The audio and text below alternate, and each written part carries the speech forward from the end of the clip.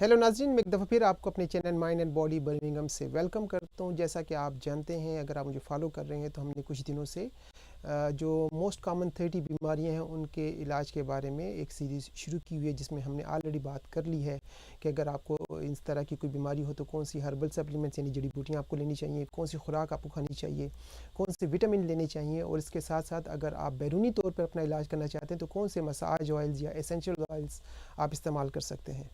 उसी सिलसिले की एक कड़ी जो आखिरी सीरीज़ है, जो एपिसोड है आज, वो है होम्योपैथिक मेडिसिन के बारे में कि अगर आपको इनमें से कोई बीमारी है तो होम्योपैथी में ऐसी कौन सी दवाइयाँ हैं जो कि आपको इसमें मदद दे सकती हैं। देखें, जो लोग होम्योपैथी के बारे में जानते हैं या जिनका इस पे यकीन है या जिनको इसके साथ अच्छे रिजल्ट्स मिले हैं, वो जानते हैं कि होम्योपैथी एक बिल्कुल डिफरेंट किस्म की अप्रोच है।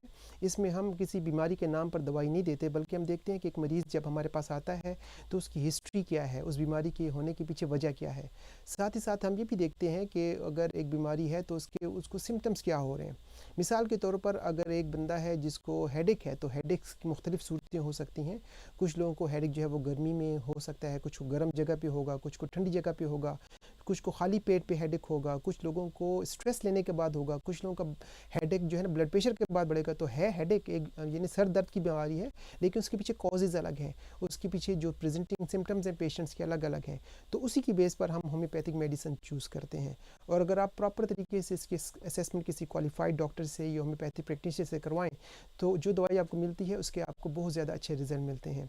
अक्सर लोगों को रिज़ल्ट इसलिए नहीं मिलते, पहली बात तो ये कि वो सेल्फ मेडिकेशन करते हैं, अपने तरीके से ही अपना इलाज नेट पर जाकर जो दवाइयाँ उनको मिलती हैं उसके हिसाब से वो अपना इलाज करते हैं, तो उनको वो रिज़ल्ट नहीं मिलते जो मिलने चाहिए।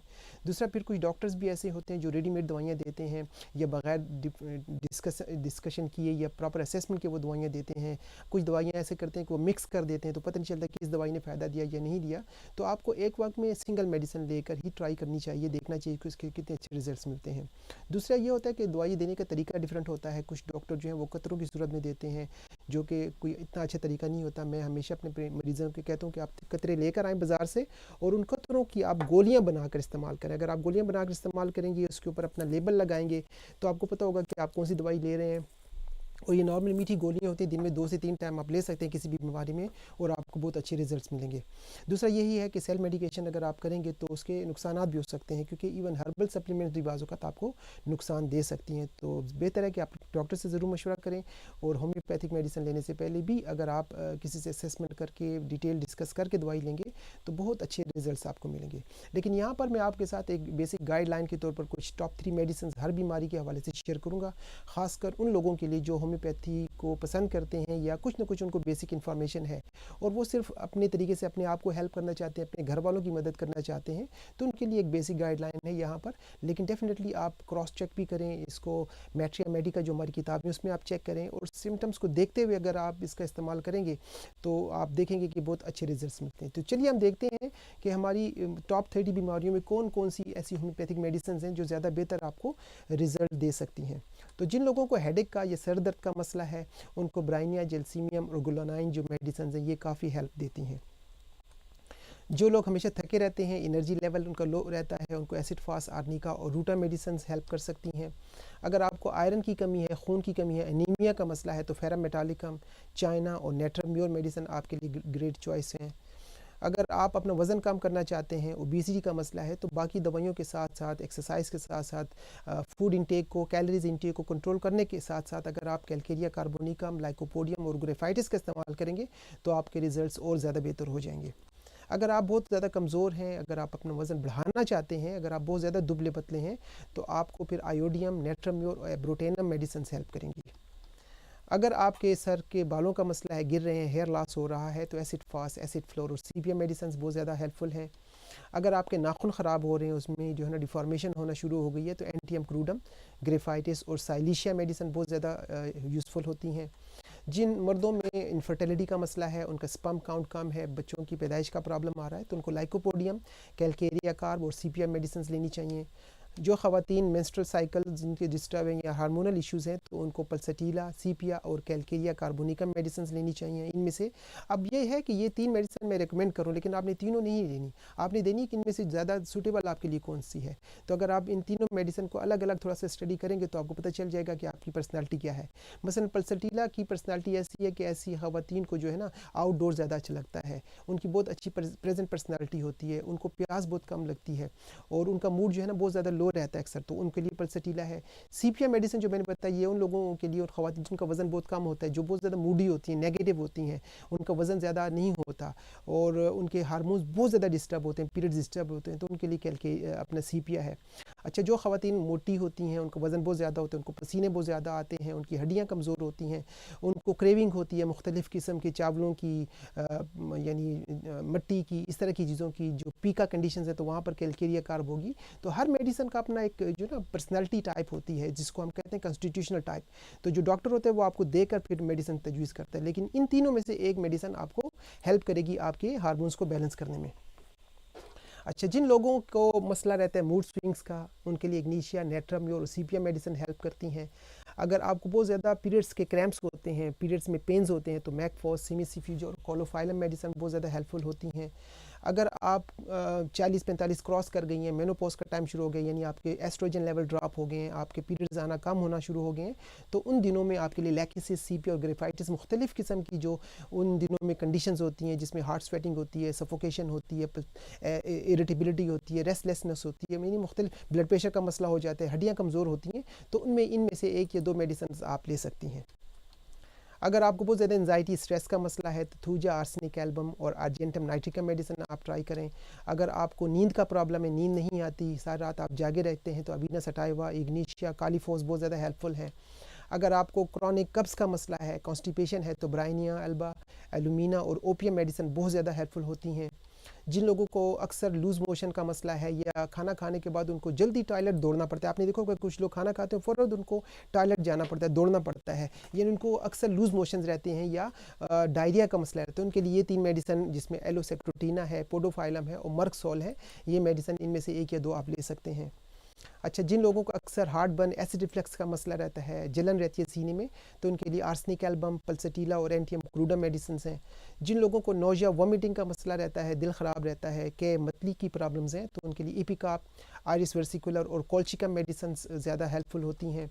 अगर आपको बहुत ज़्यादा सर्दी, ज़ुकाम, खांसी, हे फीवर का मसला है, सीजनल एलर्जीज़ होती हैं, तो उसमें आप हीपर सल्फ, बेलाडोना और कैलकेरिया कार्ब्स को कंसिडर कर सकती हैं।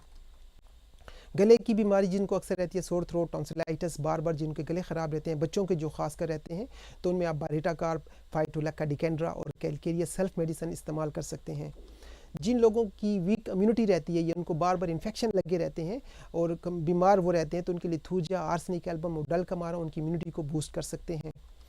अगर आपकी स्किन ड्राई है, आपको स्किन ड्राई में एक्जिमा का, सोराइसिस की बीमारियां हैं, तो उन कंडीशन में सल्फ़र, नेट्राम्योर और ग्रेफाइटिस बहुत ज़्यादा हेल्पफुल है। अगर आपकी स्किन बहुत ज़्यादा एक्नी होती है, पिंपल हैं, टीनेज एक्नी जिसको कहते हैं, या ग्रीसी ऑयली स्किन है, तो वहाँ पर एंटियम क्रूड, कॉस्टिकम और एसिड फॉस बहुत ज़्यादा हेल्प करेंगी। अगर आपका ब्लड प्रेशर बहुत ज़्यादा है तो अपनी दवाई आपने ज़रूर लेनी है। अक्सर लोग ये भी समझते हैं कि दवाई लेंगे तो उनका ब्लड प्रेशर कंट्रोल हो जाएगा। याद रखें, कुछ बीमारियां ऐसी होती हैं जिस पर आपको कभी भी कंप्रोमाइज़ नहीं करना चाहिए। ख़ासकर ब्लड प्रेशर का मसला होता है, शुगर की बीमारी है, तो उसमें आपको डॉक्टर ने जो दवाई दी है वो आप ज़रूर लें, साथ आप इन दवाइयों का इस्तेमाल कर सकते हैं।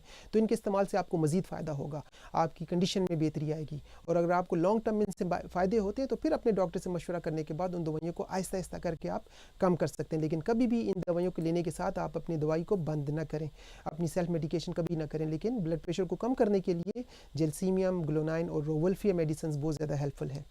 जिन लोगों को हाई कोलेस्ट्रॉल का मसला है उनके लिए बारेटा कार्ब, एलियम सटाइवा और फास्फोरस मेडिसिन हैं।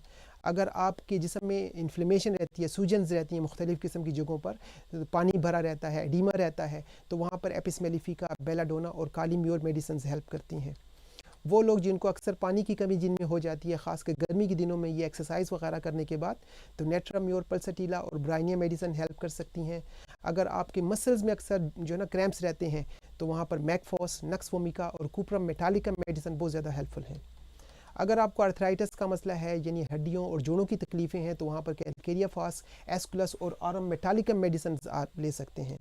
और आखिर में अगर आपके दांतों से अक्सर खून बहुत ज़्यादा रहता है या आपके मसूड़े कमज़ोर हो गए हैं, दांत हिलना शुरू हो गए हैं, तो वहाँ पर मर्कसोल, क्रोसिटम और मिलीफोलियम मेडिसिन बहुत ज़्यादा हेल्प करती हैं।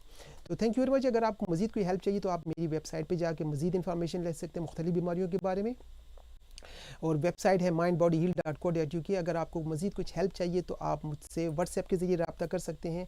मैं online world wide camera consultation भी देता हूँ। तो अगर आपने इनके अलावा किसी बीमारी के बारे में बात करनी है या इन्हीं में से किसी चीज़ पर आपको हेल्प चाहिए तो आप फ्री एडवाइस के लिए मुझे व्हाट्सएप मैसेज कर सकते हैं। अगर आपको ये वीडियो पसंद आई है तो लाइक भी करें, सब्सक्राइब भी करें और बेल आइकन ज़रूर दबाएँ ताकि आने वाली वीडियोज़ भी आपको मिल सकें।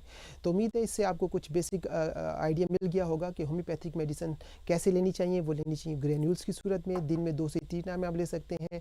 खाने से पहले लें, खाने के बाद लें, कोई मसला नहीं है। सिर्फ एक एहतियात करें कि जब आप होम्योपैथिक इलाज करें तो कॉफ़ी का इस्तेमाल कम से कम करें और रो चीज़ें कम खाएं। यानी रो चीज़ों का मतलब कि रो ऑनियन है, कच्चा प्याज है, कच्चा लहसुन है, तो वो कम से कम खाएं। अगर खाना भी हो तो कुल्ली करके दवाई लें, क्योंकि ये दवाइयाँ नॉर्मली आपके मुंह से ही आपकी ब्लड स्ट्रीम में चली जाती हैं। और बाकी इसके साथ कोई ख़ास परहेज़ नहीं होता। बहुत सारे मिथ्स हैं, गलतफहमी है लोगों को कि होम्योपैथी में ये होता है, वो होता है, स्लो होती है। ऐसा कोई मसला नहीं है। अगर आप सही मेडिसिन सही तरह से इस्तेमाल करेंगे तो आपको फ़ौरन रिजल्ट मिलेगा। लेकिन डेफिनेटली पुरानी बीमारियों के ठीक होने में आहिस्ता आहिस्ता टाइम लगता है। अगर एक बंदे को बीमारी 20 साल पुरानी है, आर्थराइटिस का मसला है, तो वो एक हफ्ते में ठीक नहीं हो सकता। उसमें टाइम चाहिए होता है, क्योंकि हमने आपके वाइटल फोर्सेस को स्टिमुलेट करना होता है, हमने आपकी वाइटलिटी को, आपके सिस्टम को रीसेट करना होता है। उसमें थोड़ा सा टाइम चाहिए होता है। तो अगर आप पेशेंस के साथ इन दवाइयों को इस्तेमाल करेंगे और साथ साथ अपनी मेन स्ट्रीम दवाइयों को भी जारी रखेंगे तो आपको बहुत ज़्यादा बेनिफिट होंगे और आप अपनी ज़िंदगी की क्वालिटी ऑफ लाइफ को इम्प्रूव कर सकते हैं। आप अपनी ज़िंदगी की एजिंग फैक्टर को स्लो कर सकते हैं होम्योपैथी के साथ। तो थैंक यू वेरी मच। आपके साथ दोबारा किसी और मौजू पर बात होगी। अपना ख्याल रखें। Bye bye, take care.